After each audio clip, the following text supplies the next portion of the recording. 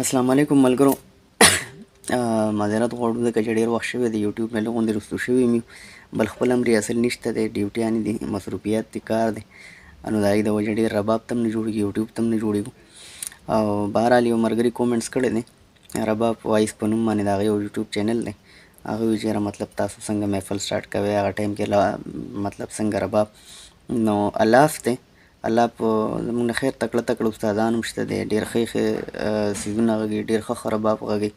مطلب موږ د هغې په نسبت باندې هېڅ هم نه یو، بهرحال زه کوشش کوم. او الاف داسې یو څیز دی چې د هر سړي خپل یو خیال دی، خپل یو سوچ دی چې څومره غږی څومره پکې ورخوږېږي، دومره نور هم چې کوم دی نو خوند راپرېږدي. بیا هر راګ راګړی کې هر غزل ته خپل لاب غږېږي چې کم غزل له کم ځای نه وي، نو په هغه ځای باندې هغې ته خپل لاب غږېږي. زه به ورته ساده یو لاب وغږوم. اول د آزاد کټه بیرمي چې کومه ده پکې ضربونه په ګوتو خو پکې خیر بیا ضربونه لګي، په شاباس پکې ضربونه لګي.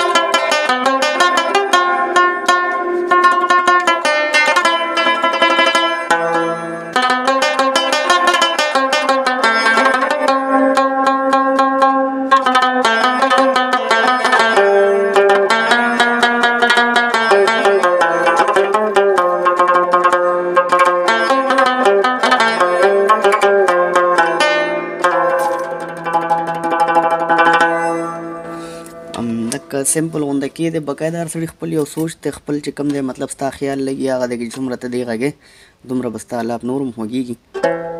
بهرحال زه په ګوتو باندې که څه ټکونه نیم پکې پاتې کېږي، ځکه چې په شاباز یو شان دی بیا په ګوتو بل شانتې شي، شاباز پکې ضربونه هم لګي، نو د هغې معذرت. ګوتې ورته سلو موشن کې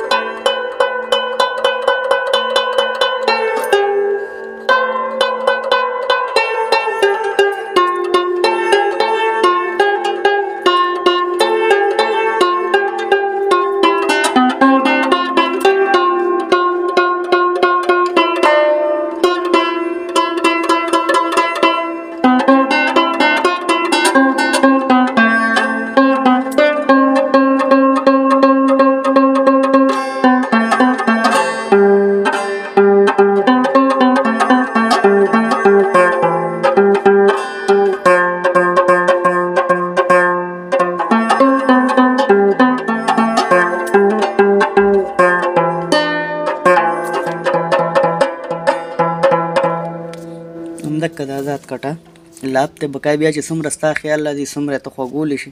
ما خو تاسو ته وویل چې دا استاد خپل یو لاس دی، خپل یو سوچ دی. والسلام، معذرت، السلام علیکم.